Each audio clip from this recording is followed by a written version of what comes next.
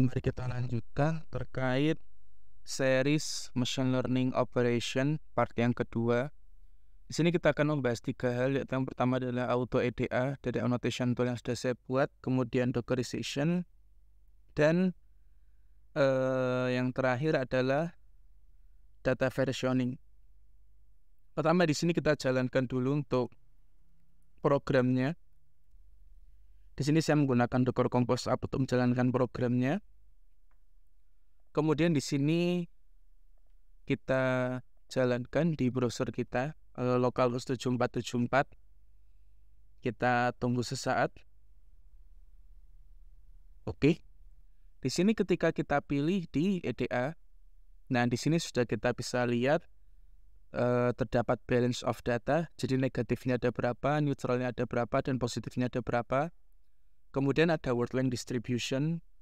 Terus kemudian ada word cloud, word frequency, bigram, dan trigram analisis seperti itu. Dan di sini bisa kita pilih untuk sentimennya, bisa pilih negatif, neutral, dan positif untuk EDA-nya. Setelah ini bisa teman-teman tambahin sendiri di dalam visualize.py di dalam dev render EDA. Silakan teman-teman tambahin sendiri untuk EDA-nya dan diplot ke dalam annotation tool ini, karena ini cukup mudah untuk diubah-ubah programnya seperti itu. Oke. Kemudian yang kedua di sini untuk Dockerization, pertama kita perlu untuk membuat yang namanya Docker file. Di sini saya ambil dari Python 395, kemudian workdir-nya app, requirement-nya saya copy, kemudian pip install main requirements.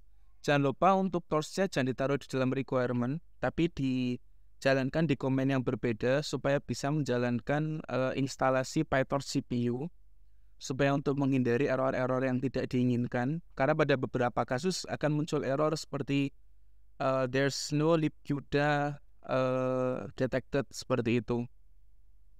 Kemudian jalankan pip install Altair 420. Sebenarnya bisa dimasukkan ke requirements, cuman kemarin karena buru-buru dan biar nggak ngulang dari awal Docker file, Docker build-nya, jadi saya taruh di bawah aja.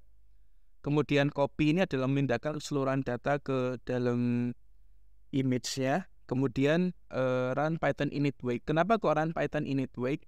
Jadi supaya di dalam image-nya itu dia sudah menyimpan wake dari Solfixma, dan kita nggak perlu download lagi, karena image ini ketika kita nge-create image baru itu seperti kayak kita nge-create virtual machine baru. Jadi kalau seandainya kita tidak jalankan ini, ditakutkan ya pas kita pertama kali menjalankan app-nya, dia akan ngedownload dulu wake-nya dan itu akan sangat lama sekali untuk loading-nya. Seperti itu tadi pas saya jalankan Docker Compose App cepat ya karena sudah di load wake-nya. Seperti itu. Kemudian saya expose port 5000, kemudian CMD ini adalah ketika image-nya saya jalankan untuk menjadi sebuah container, maka dia akan menjalankan sebuah command yang bernama streamlit run app.py server port 5000. Dari sini juga sudah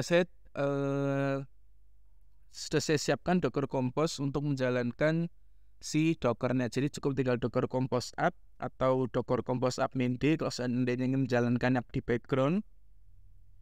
Jadi bisa langsung dijalankan. Untuk portnya sendiri, kenapa tadi 7474? Karena saya mentransformasikan portnya dari 7474 ke 5000. Walaupun mungkin sebetulnya bisa aja sih 7474 ke 7474. Tapi itu terserah, bisa teman-teman config sendiri. Dan untuk volumesnya sendiri, saya nge-volumes data, folder data terhadap data yang ada di dalam kontainernya. Jadi ketika teman-teman masukin data baru ke sini, bikin manual lah, diketikin atau ngegabungin 2 CSV, bisa langsung terupdate di sistemnya. Seperti itu. Nah, dan di sini juga sudah saya siapin kalau seandainya teman-teman kepingin memisahkan nih antara folder program dan folder data, tidak dijadi satu, maka bisa ada download CSV file. Jadi nanti pas ketika melakukan data versioning bisa di folder yang berbeda seperti itu.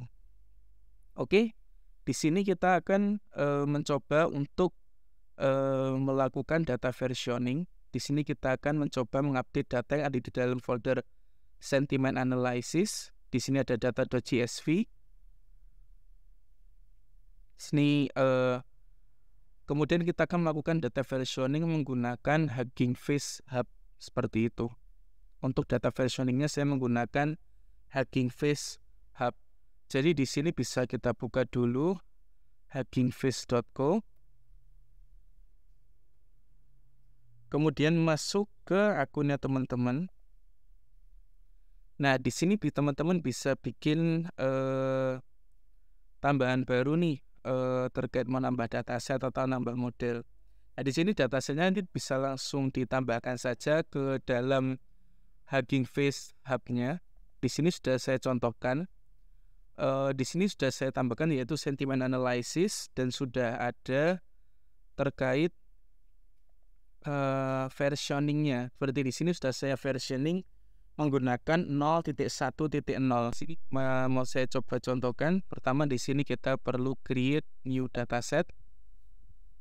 Kemudian kita kasih nama dataset sentiment analysis. Karena saya sudah buat, maka di sini saya tidak perlu membuatnya lagi. Nanti tinggal create dataset, diklik seperti itu. Setelah masuk ke dalam sini, silakan teman-teman copy di bagian yang ini. Teman-teman copy, kemudian silahkan lakukan yang namanya git clone. Sini saya coba membuat data baru ya. Saya kasih nama mkdir tutorial, cd tutorial. Di sini saya git clone dari Hugging Face-nya yang sentiment analysis. Nah, setelah teman-teman git clone, di sini teman-teman lihat terdapat folder sentiment analysis. Nah, setelah itu silakan teman-teman masuk ke dalam foldernya. Di sini lihat ada data.csv. Dan kalau seandainya kita buka data.csv, di sini sudah kebuka semua datanya. Nah, nanti tinggal teman-teman bisa lakukan kalau seandainya ada perubahan data dimasukkan ke dalam folder ini. Nanti kemudian melakukan git comment, git add titik, git commit man m, update data, kemudian git push. Nah, silakan dimasukkan untuk username dan passwordnya. Oke. Nah, setelah itu kalau seandainya teman-teman ingin melakukan versioning pada setiap datanya supaya bisa membedakan, maka teman-teman bisa menggunakan git tag v.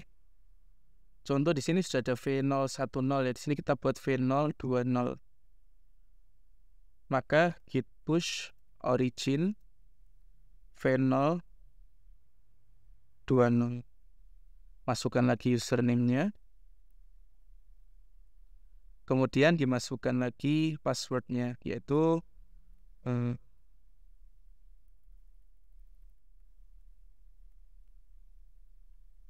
passwordnya teman-teman.